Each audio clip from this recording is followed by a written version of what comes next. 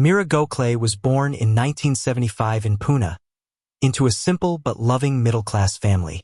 Her father was a high school teacher, and her mother took care of the home. From a young age, Mira was smart, kind, and full of dreams. Her parents raised her with strong values, teaching her to be honest and work hard. People saw her as gentle and caring, always striving for something better. As she grew older, she discovered her love for art and design. Determined to follow her passion, Mira joined the University of Mumbai to study interior design. This was a turning point in her life. College was tough, but she worked tirelessly, researching, drawing, and bringing her ideas to life.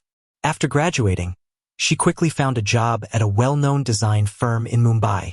She worked on big projects, each one carrying her unique touch. Her dedication and creativity helped her earn a solid reputation. Clients loved her work, and colleagues respected her. Despite her success, Mira wanted more than just a career. She longed for a loving marriage, just like the one her parents had. She believed marriage was about trust, partnership, and finding someone to share life's ups and downs with. But fate had other plans. What began as a hopeful journey soon led to heartbreak.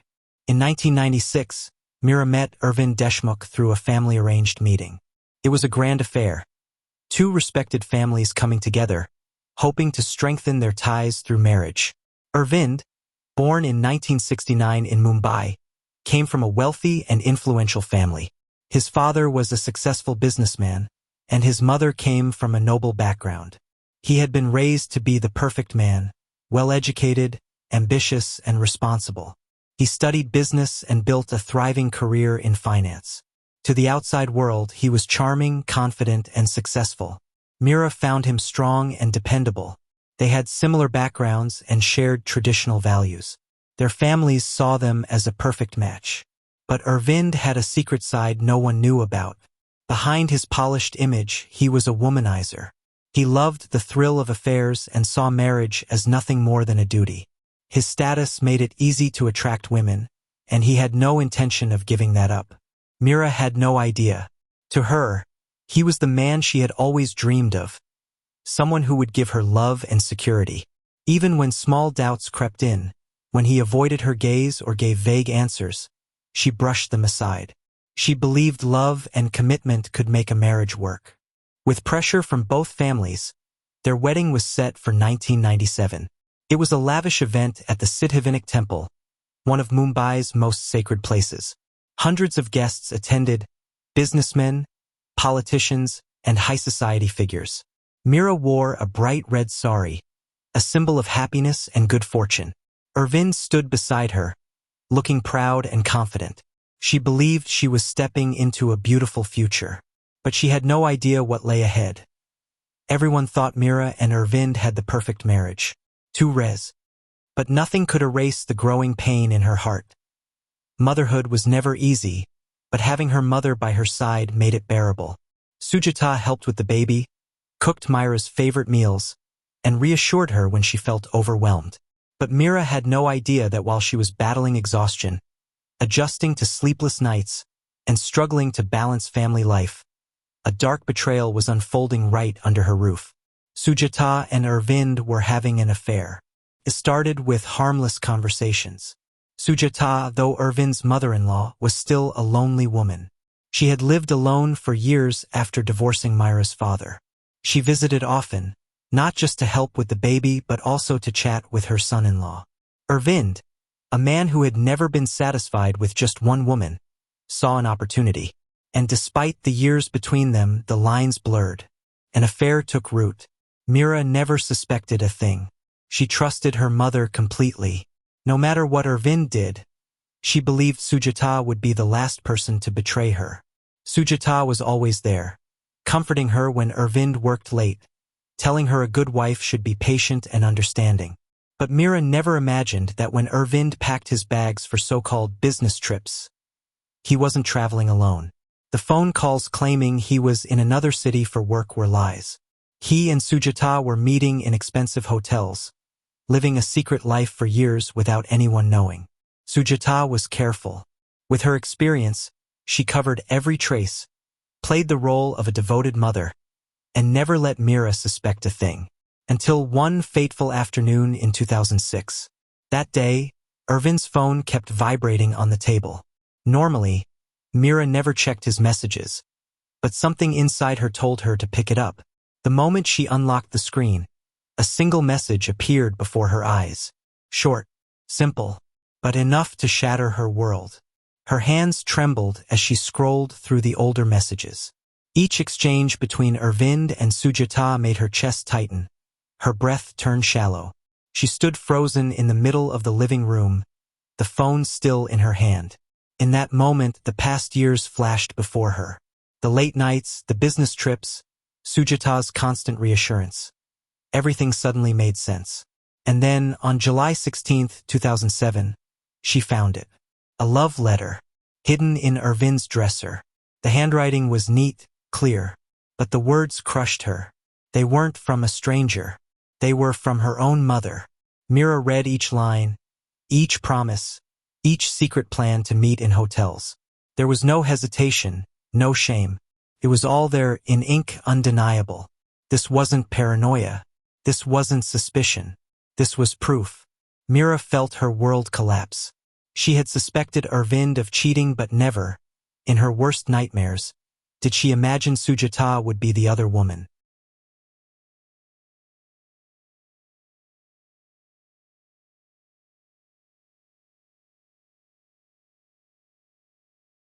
The mother she trusted.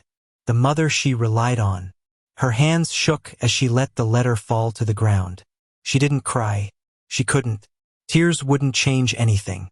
All she felt was emptiness, as if every piece of her had been hollowed out.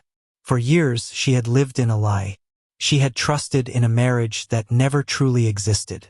She looked at the clock. It was almost 8. Ervind would be home soon. Whether from work or from another meeting with Sujata, she didn't know.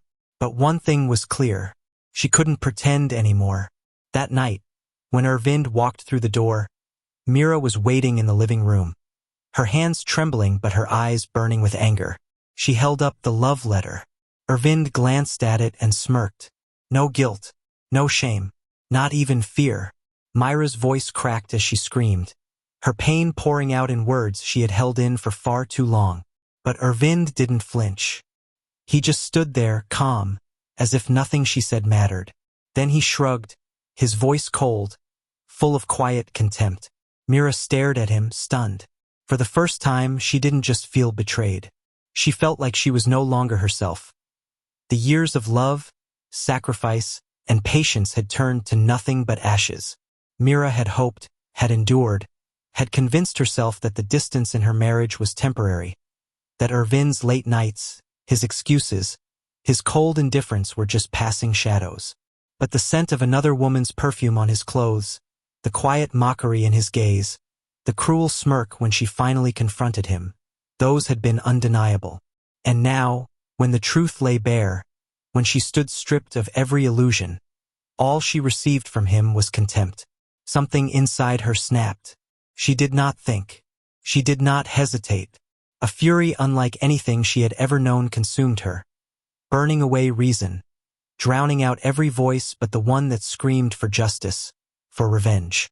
Her feet moved before her mind caught up, carrying her to the kitchen where the air still held the faint scent of the meals she had cooked for him, for them.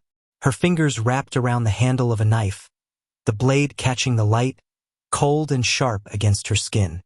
She turned back toward the living room. Ervind was still standing there, unfazed, his expression unreadable. He did not flinch.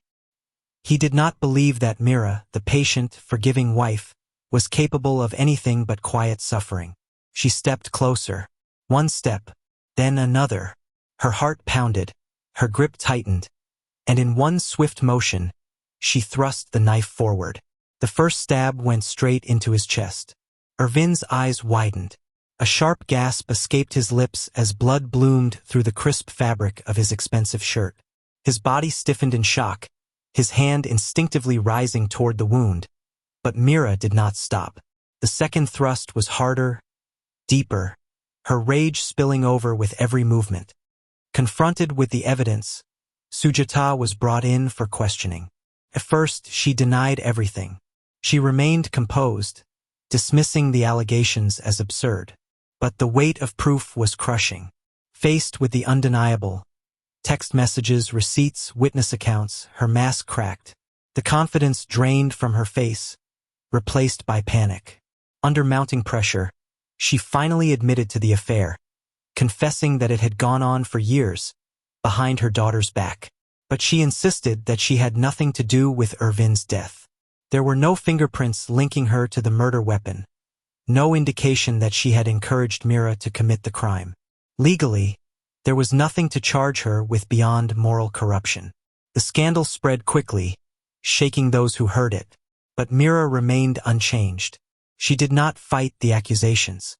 She did not argue. She simply stated the truth, that rage had consumed her, that she had lost control, that the weight of betrayal had broken something deep inside her. And so, in February 2008, Meera Deshmukh stood trial at the Mumbai High Court. The courtroom was packed, the case attracting widespread attention. This was not just a murder. It was the unraveling of a family, a tragedy woven from betrayal, deception, and heartbreak.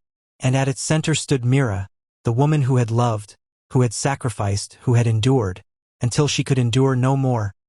Meera Deshmukh had not only been betrayed by her husband but also by the one person she should have been able to trust unconditionally, her own mother. At trial, prosecutors did not dispute the depth of her pain. However, they argued that pain alone could not justify murder. They charged Meera with premeditated homicide, insisting that while she had every reason to be devastated by the betrayal, her actions were not a result of self-defense. The evidence spoke clearly. There were no signs of a struggle, no bruises, no defensive wounds on Irvin's body. The scene suggested that Meera had attacked in a fit of rage, not out of fear for her own life.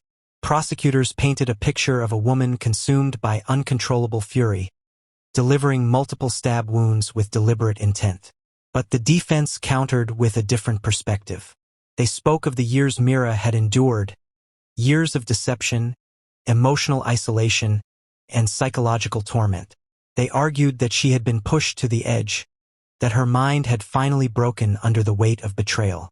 This was not a calculated act, they said, but a spontaneous eruption of pain, a moment of blind, unbearable anguish. They urged the court to consider the provocation that had driven her to such an irreversible act. The jury deliberated for 4 hours. When they returned, their verdict was clear. Meera Deshmukh was found guilty of second-degree murder.